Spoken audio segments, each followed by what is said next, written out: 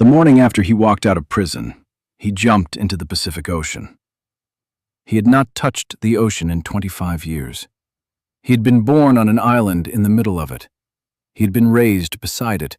He had, from the time he was old enough to swim, spent more of his life in the water than out of it. And then, at the age of 20, he had been convicted of a murder he had not committed, and the state of Hawaii had sent him to a prison in Arizona, 3,000 miles from the ocean of his birth, because the Hawaii prison system had not had room for him. He had served 23 years of a life sentence in that Arizona facility, in a cell whose window, when it had one, looked out onto desert. On January 24, 2023, a Hawaii state judge vacated his conviction. He was flown back to the Big Island the same day. On the morning of January 25, 2023, his first morning as a free man on an island he had not seen since 1997, he walked down to the shoreline near his family's home, stripped down to his swim trunks, and jumped. He was 48 years old. His name was Albert Ian Schweitzer, and the story of why he had spent a quarter-century in a desert prison and of what happened in the years after his release to the men who had put him there is still, as of this writing, being written.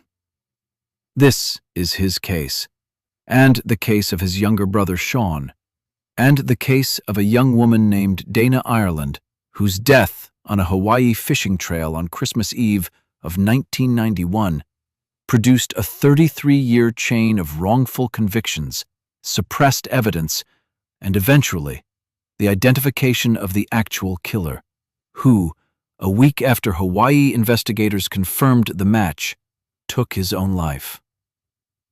Dana Ireland was 23 years old. She had been born and raised in Virginia. On December 24, 1991, Christmas Eve, she was visiting her older sister on the Big Island of Hawaii. She had flown to the island a few days earlier. She was riding a bicycle down a rural road called Kapoho Kai Drive in the Puna district on the eastern side of the island, heading toward a small fishing trail the family had used during previous visits. She was struck by a vehicle. The collision knocked her off the bicycle. The driver of the vehicle did not stop.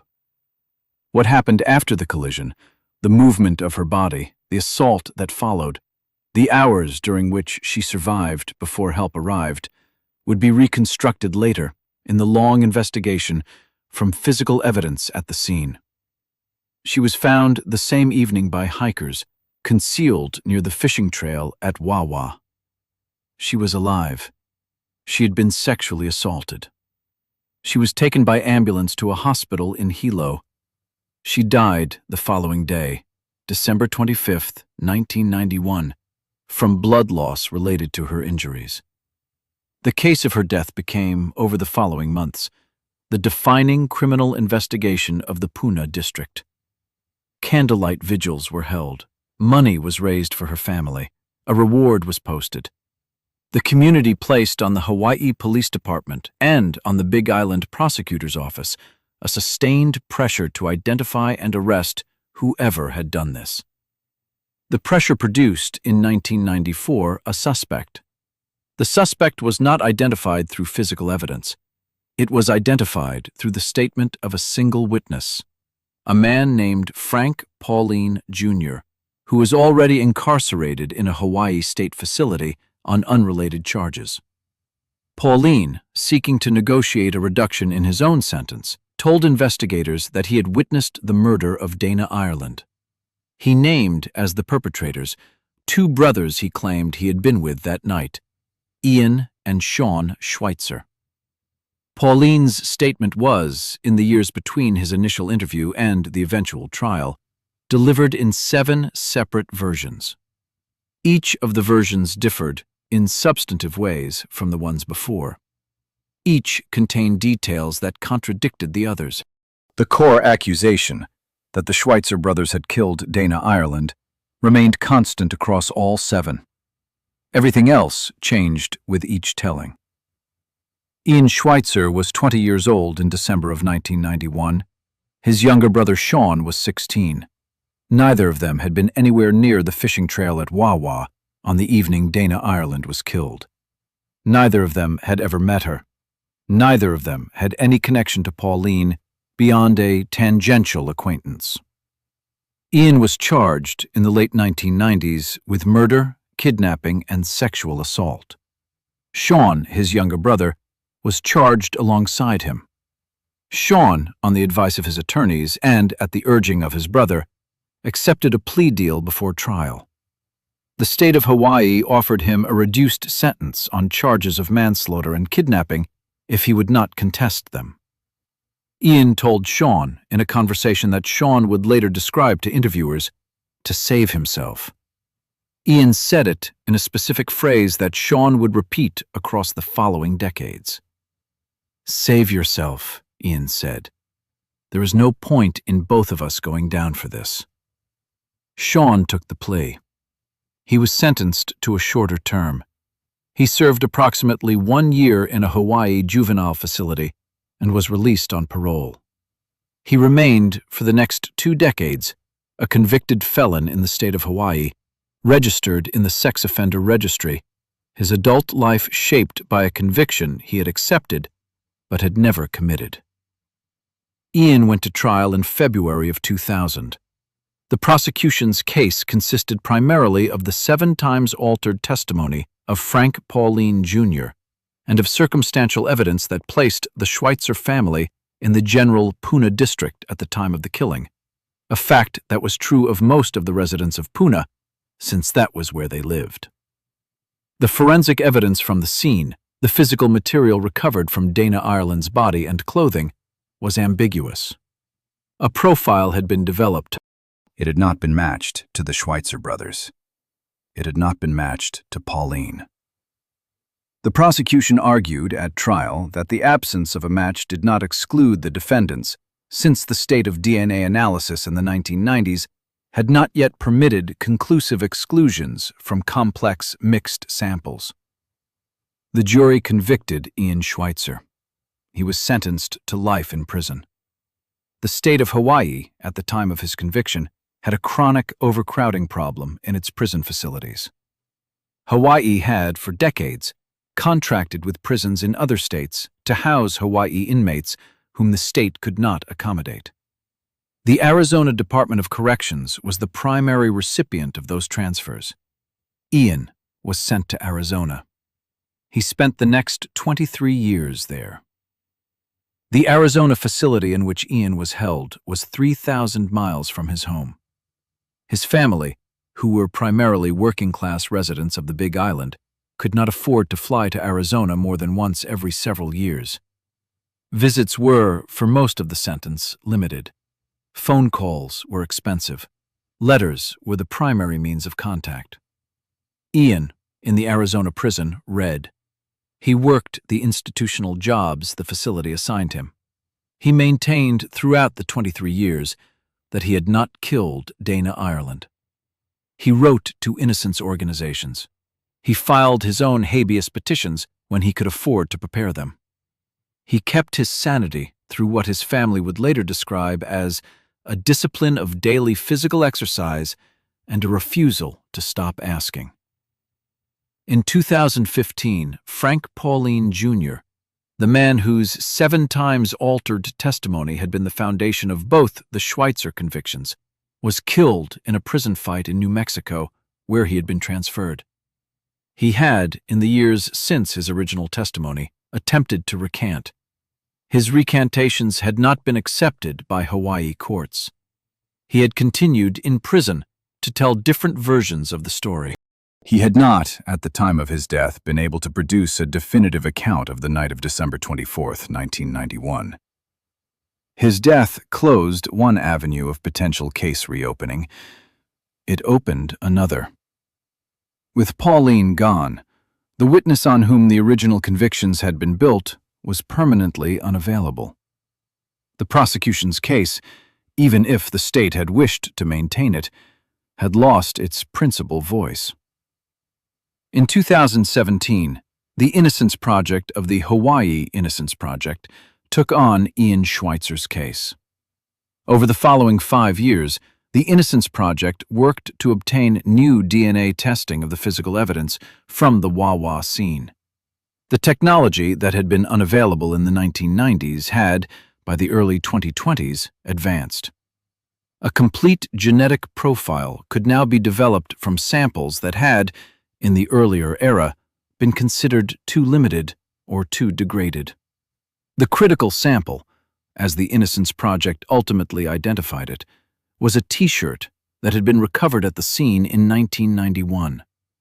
The shirt had been stained with Dana Ireland's blood during the attack. It had been preserved.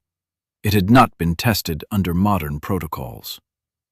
In late 2022, the laboratory completed the analysis.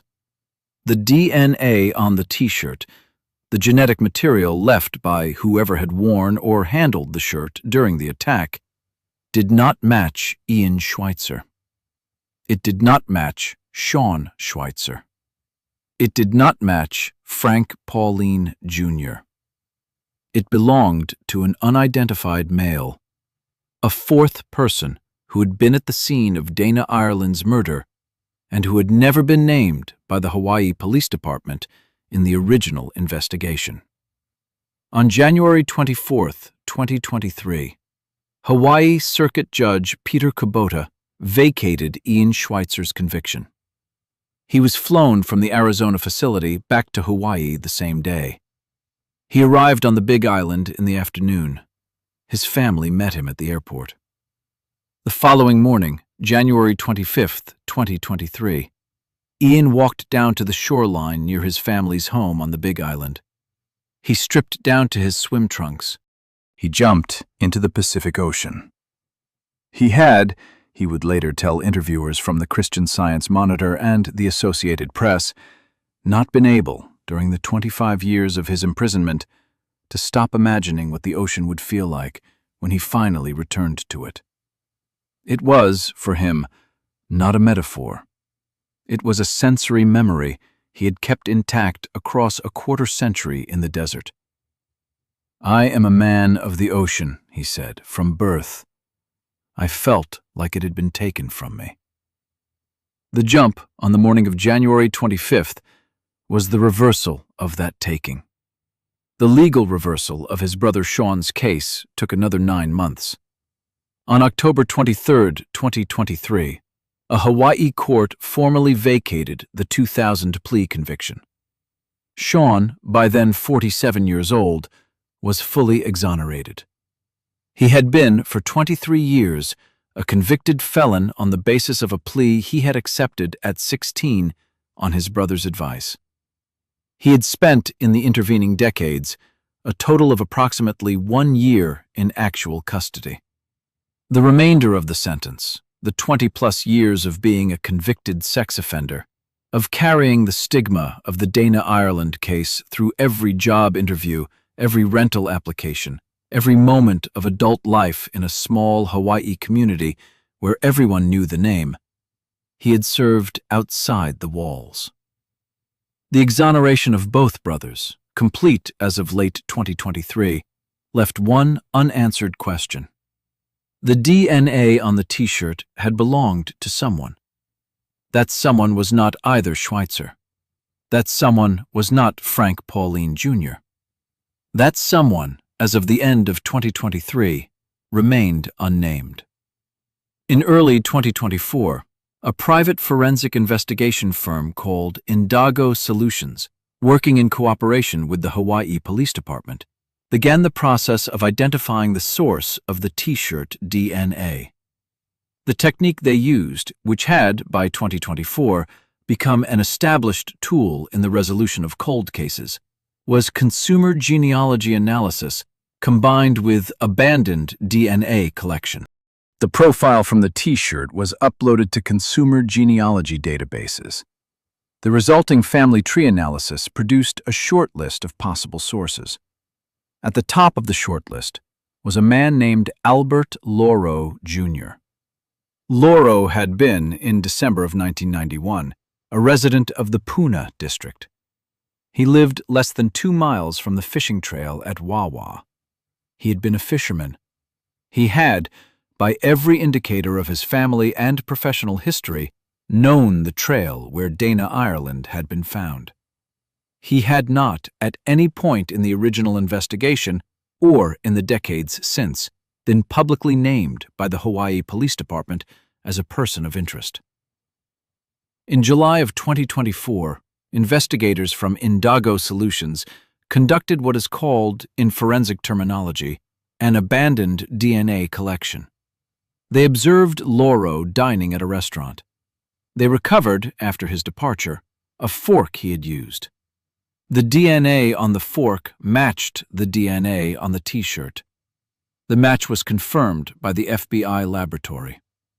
The Hawaii Police Department, notified of the match, invited Lauro to give a voluntary DNA sample. He agreed. The sample was taken on a date in July of 2024. It was sent for confirmation. The police, after taking the sample, released Lauro. They did not arrest him. They did not detain him. They informed him that the sample would be processed and that they would be in touch regarding the case. 1 week later, Albert Lauro Jr. took his own life. The Hawaii County Police Department has not, in the public statements it has issued since, fully explained the decision to release Lauro after taking the confirming sample, rather than detain him pending the outcome of the processing.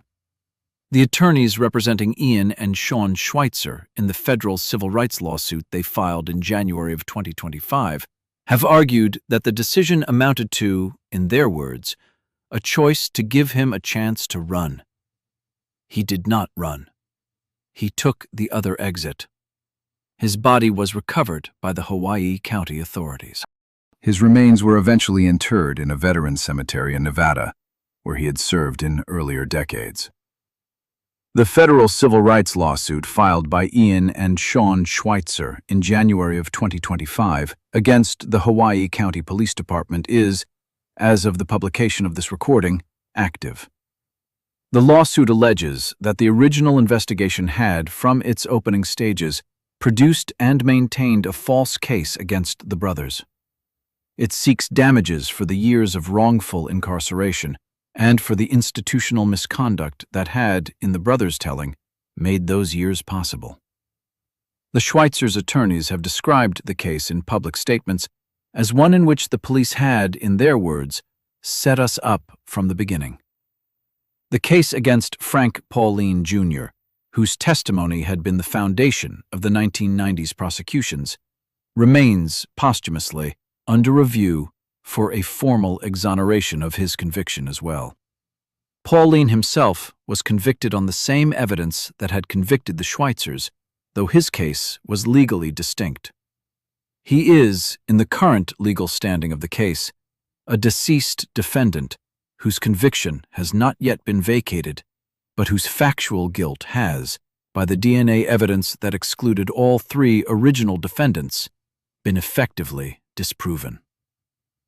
The Ireland family, who had lost Dana on Christmas Day of 1991, has spoken only sparingly in public since the exonerations. They had, during the years of the original prosecution, supported the Hawaii police and the Big Island prosecutor's office. They had, at the trials, testified to the impact of the loss.